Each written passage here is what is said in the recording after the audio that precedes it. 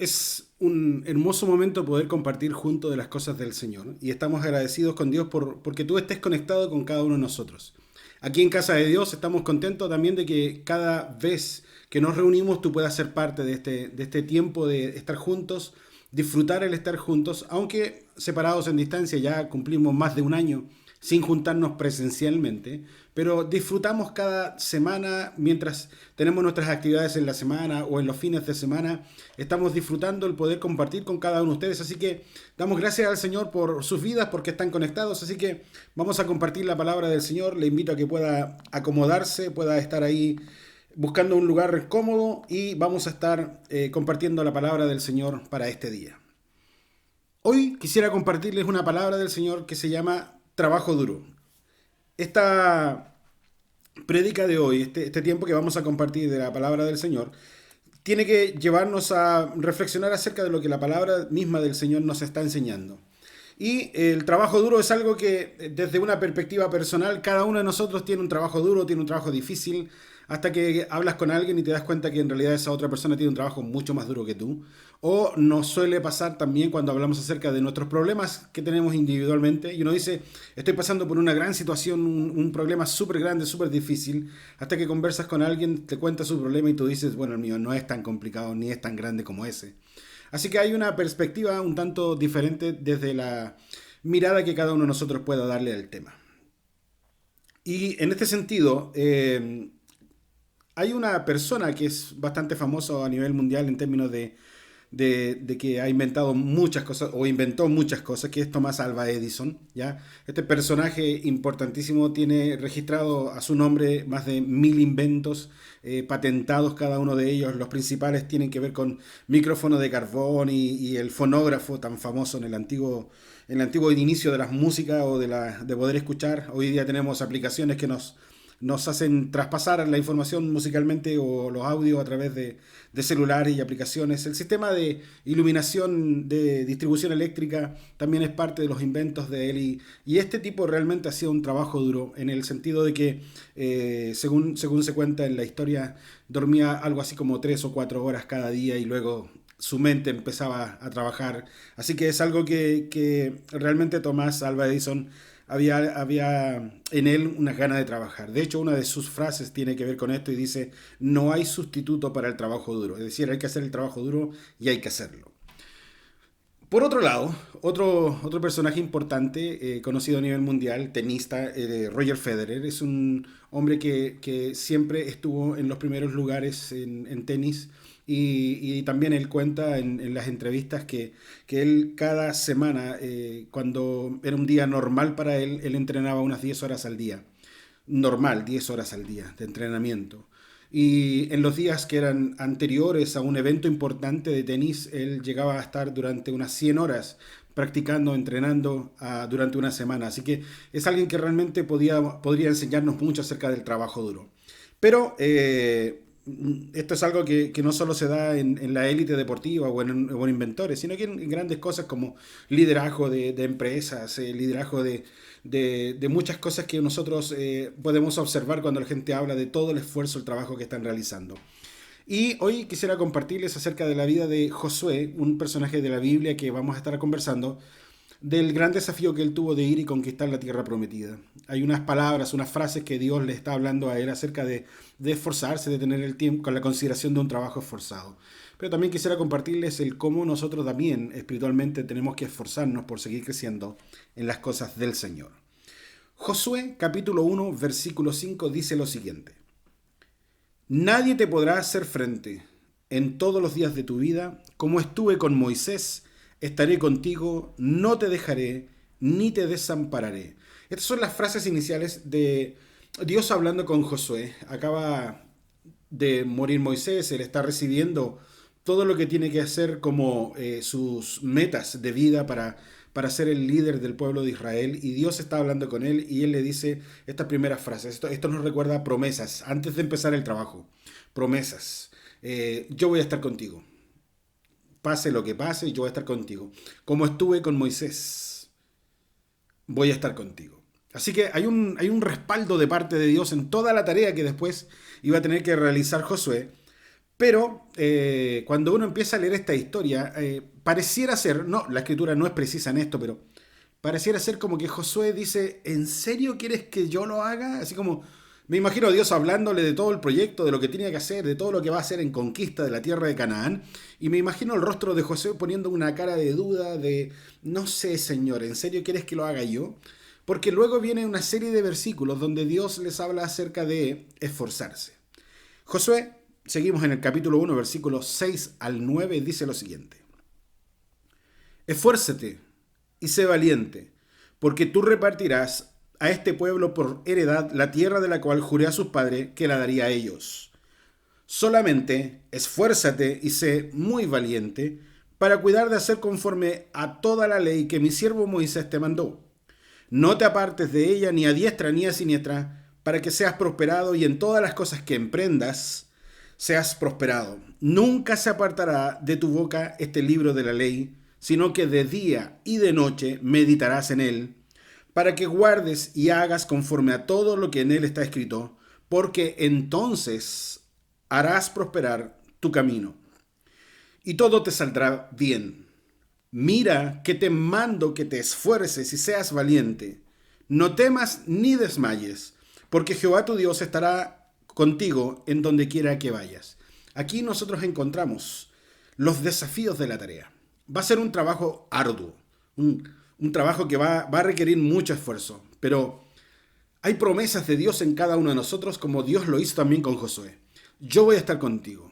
Si no sabes qué significa que yo esté contigo, imagina todo lo que hizo Moisés. Yo estuve con Moisés, le dice Dios, y ahora yo voy a estar contigo como estuve con él. Así que podemos entender que Dios lo puso en un lugar de liderazgo, pero también lo hizo para que él pudiera entender cómo significaba respaldo. Cuando Moisés se encuentra tratando de sacar al pueblo de Israel en Egipto, se encuentra con una gran cambio que tenía que tener la mentalidad del pueblo de Israel. Entonces se enfrenta a 10 plagas, donde simplemente Dios mostró el poder que él tenía sobre 10 dioses que estaban gobernando la mentalidad o la cosmovisión de la creencia de los egipcios. Así que Josué vio en Moisés cómo este hombre de Dios pudo hacer cosas, cómo Dios fue haciendo cosas, los milagros que Dios hizo a abrir el mar rojo, cómo Dios hizo milagros para que ellos pudieran vivir y pudiesen estar durante 40 años en el desierto y poder estar ahí viendo el milagro de Dios, viendo el poder de Dios, viendo la mano de Dios, cómo Dios estaba respaldando la vida de Moisés. Y ahora se encuentra con una gran tarea, un gran desafío, pero Dios le dice, mira, así como estuve con Moisés, yo voy a estar contigo. Estas son las cosas que el trabajo duro nos va a tener que a veces plantear en el crecimiento de nuestra vida espiritual, porque a veces pensamos que estamos cansados y estamos haciendo muchas cosas, pero aún hay más trabajo, aún hay más proyectos, aún hay más cosas que hacer y debemos recordar que en todas esas cosas que tenemos hacia adelante, Dios, como estuvo con Moisés, como estuvo con Josué, también Dios estará con cada uno de nosotros. Tú pues, hijo mío, esfuérzate en la gracia que es en Cristo Jesús. Segunda de Timoteo capítulo 2 versículo 1. Aquí encontramos, por otro lado, en la Escritura, en el Nuevo Testamento, a Pablo hablando con Timoteo, apóstol, escribiéndole una carta al pastor Timoteo. Y Pablo le dice, esfuérzate en la gracia, esfuérzate por seguir adelante, esfuérzate por seguir en Cristo Jesús. Y se lo está diciendo al pastor de la iglesia. No le está diciendo a un hermano que a veces va a la iglesia y a veces no va a la iglesia, sino que se lo está diciendo al pastor de la iglesia y le dice, esfuérzate. Tienes que seguir avanzando, tienes que seguir creciendo en las cosas del Señor. Y aquí el desafío entonces es que debemos entender que el que yo esté en una posición de liderazgo no significa necesariamente que yo ya alcancé mi madurez espiritual o que ya alcancé todo lo que Dios quería que yo hiciera. Estar en una posición de liderazgo no significa necesariamente que nosotros hemos llegado a nuestra meta. Todavía Dios puede seguir llevándonos hacia algo más adelante. Ahora, en este sentido, el estar sirviendo al Señor es algo que nos va a demandar esfuerzo, nos va a demandar el trabajo duro, nos va a demandar el seguir adelante. Y a veces estamos cansados, a veces estamos agotados, pero debemos recordar las palabras que Dios le dijo a Josué. Esfuérzate, sé valiente. Esfuérzate y sé muy valiente. Mira, te mando que te esfuerces. O sea, Dios le está diciendo 3 veces que se esfuerce de 3 maneras distintas, poniendo un énfasis en algo diferente. Y entre medio de esos 3 esfuérzate está la instrucción bíblica. No te olvides en el trabajo que estás realizando cada día, en el servicio que estás haciendo a Dios cada día, el mantener claro que todo debe ser bíblicamente correcto. Es decir, no te olvides que mientras cumplas la palabra del Señor, cumplas lo que Dios nos está pidiendo, que vivamos como hijos de Dios a través de la Escritura, entonces harás prosperar tu camino y todo lo que hagas te va a salir bien. Pero solo entonces, cuando somos hijos que vivimos en obediencia a la Escritura, en obediencia a la palabra del Señor. David es otro ejemplo de alguien que tenía que esforzarse. Y David en el Salmo 27, capítulo 4, dice lo siguiente: espera con paciencia al Señor, sé valiente y esforzado. Sí, espera al Señor con paciencia. Aquí nosotros vemos la vida de David, el rey David, con todos sus altos y bajos en la vida. David lo tenía súper claro. En mi vida hay momentos que son súper espirituales y hay momentos en que son súper carnales o súper alejados de Dios, pero a pesar de todas esas cosas, David se desafía a sí mismo y dice: espera con paciencia en el Señor, esfuérzate, sé valiente y esforzado. Son las palabras que él usa a hablar consigo mismo, en el autoanálisis de la vida. Y él dice: tengo que seguir adelante, tengo que seguir esforzándome, tengo que ser valiente en seguir adelante. Sí, hice tontera y media, me equivoqué en un montón de cosas, pequé, me alejé de Dios en medio de mi liderazgo, pero hay que ser valiente entonces, pararnos y seguir adelante. Esforzarnos por seguir creciendo en lo que la palabra del Señor nos desafía a cada uno de nosotros a seguir hacia adelante. David tenía claro los altos y bajos en su vida. David tenía claro que él como hombre había cometido muchos errores. Pero también David entendía lo que era la gracia de Dios, lo que era el perdón y la misericordia del Señor en nuestras vidas. David es un ejemplo de alguien que puede entender que sí se equivocó, sí cometió errores, sí cometió pecados y pecados súper graves, pero también entendía que cuando Dios perdona es alguien que va a transformar nuestro corazón.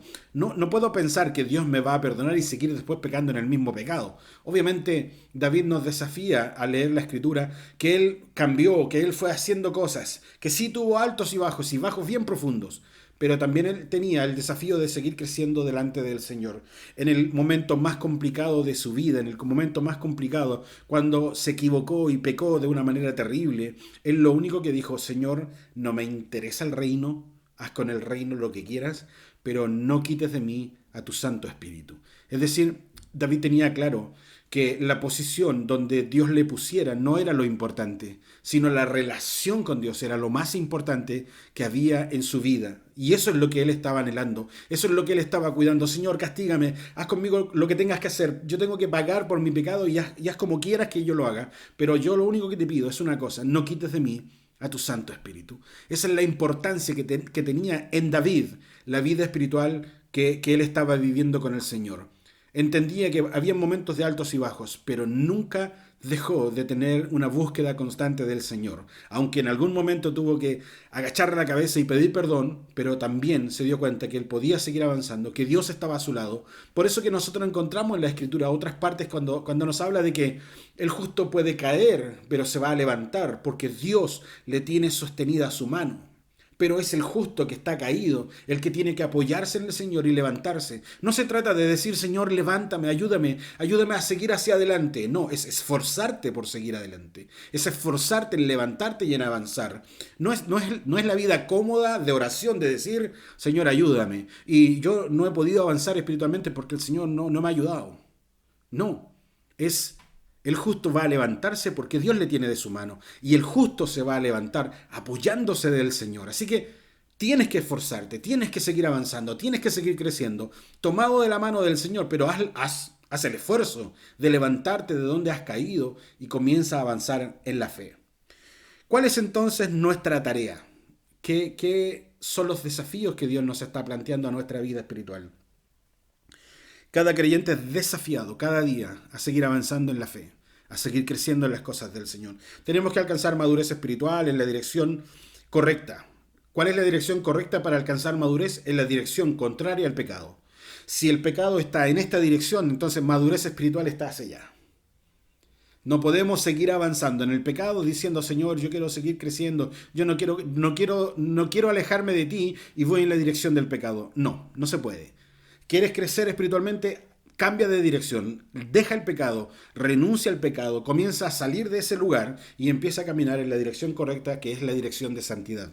Como dice en el Antiguo Testamento, el camino de santidad. Es el camino que, si tú lo quieres caminar, la Biblia dice que al que camina este lugar, en este camino, en el camino de santidad, dice, aunque fuere torpe, no se va a extraviar, porque solo tiene que seguir avanzando por el camino. Van a haber altos y bajos, momentos difíciles, momentos complejos, pero si sigues en este camino, a pesar de todas las circunstancias, ten por seguro que en algún momento vas a estar en la presencia del Señor disfrutando la eternidad con Él. Pero en el momento que yo desvíe mi vista y empiece a caminar en otra dirección, entonces nos estaremos yendo en la dirección equivocada. Si no avanzamos, nos vamos a estancar. Y eso nos va a llevar inevitablemente a una vida de tibieza espiritual. Y sabemos lo que es la tibieza espiritual en la vida del creyente. Es simplemente ser rechazados por Dios, porque a Dios o somos 100% entregados al Señor o no. Es cierto que en el proceso vamos a aprender, vamos a crecer y nos vamos a ir esforzando, pero esfuérzate en la gracia, como le dijo Pablo a Timoteo, para seguir creciendo. Esfuérzate en esa gracia, en la gracia del Señor, en lo que has aprendido, en lo que has conocido de la Escritura. Esfuérzate, sigue hacia adelante y no te detengas. Y ser parte del cuerpo de Cristo. No podemos nosotros dejar de congregarnos. Somos parte de la iglesia del Señor. Mire, a esta altura, después de un año, no podemos decir, es que me cuesta conectarme a las reuniones de la iglesia porque estoy acostumbrado al presencial. A esta altura, después de un año, ya te acostumbraste a que esto es iglesia, esto es culto, esto es estar en la presencia del Señor. Si después de un año no has aprendido delante de un celular, delante de un computador o mirando en un televisor el tiempo de cantar, el tiempo de disfrutar la palabra del Señor, si no te has acostumbrado a esto, entonces es que no estás adorando a Dios como corresponde. Porque no se trata de adorar a Dios allá en el templo. Se trata de adorarlo aquí, delante del celular, el computador o allá en el templo, porque yo adoro al Señor. Y me siento a escuchar la palabra del Señor a través de este celular, a través de este computador o a través de mirar al predicador en la iglesia en presencial. Pero lo que importa no es el dónde estamos, el quién está haciéndolo, sino la palabra del Señor que Él nos está dando a nuestra vida. Así que, si tuviésemos que resumir cuáles son las tareas principales, las 3 tareas principales del creyente son: crecer espiritualmente. Segunda de Pedro 3:18 dice lo siguiente, que nosotros tenemos que recordar siempre. Antes bien, creced en la gracia y el conocimiento de nuestro Señor y Salvador Jesucristo. Eso es algo que nosotros debemos hacer. Segundo, conocer cada día más al Señor en intimidad. Juan 17:3 dice, y esta es la vida eterna, que te conozcan a ti, el único Dios verdadero, y a Jesucristo a quien has enviado. Y tercero, tarea que nosotros como creyentes debemos hacer, es proclamar el mensaje de salvación a otros. Decirles a otros que Jesucristo es el Salvador, que a través de Jesucristo podemos entrar a la vida eterna allá en el cielo, en el tiempo que vamos a disfrutar una eternidad con Dios. Nosotros sabemos lo que dice la Escritura, que todos están separados de la gloria de Dios, de la gracia de Dios, porque simplemente hemos vivido una vida de pecado. Pero a través de Jesucristo podemos entrar en la presencia del Señor. Con los altos y bajos que tenemos, pero sabiendo que hemos sido justificados delante del Padre, que nuestros pecados han sido perdonados, que nosotros podemos entender que el Señor está con cada uno de nosotros. Así que te animo a que puedas seguir creciendo en la gracia cada día. Esfuérzate y sé valiente. No te detengas. Vamos a orar al Señor. Padre, gracias por este tiempo que tú has ministrado en nuestras vidas. Gracias por hablar a nuestros corazones, Señor, y desafiarnos a seguir haciendo lo que cada día hacemos en una búsqueda constante de ti, pero esta vez entendiendo que necesitamos poner un mejor trabajo, un mejor esfuerzo. Señor, la conclusión final es que si hago un trabajo eficiente, voy a necesitar hacerlo en menor tiempo, pero también entiendo que la calidad de ese esfuerzo tiene que ser con algo que realmente nos lleve a la excelencia contigo. Gracias, amado Dios, por todo. Te agradecemos, Padre, por tu amor y por tu gracia. En el nombre de Jesús. Amén y amén. Que el Señor les bendiga. Muchas bendiciones.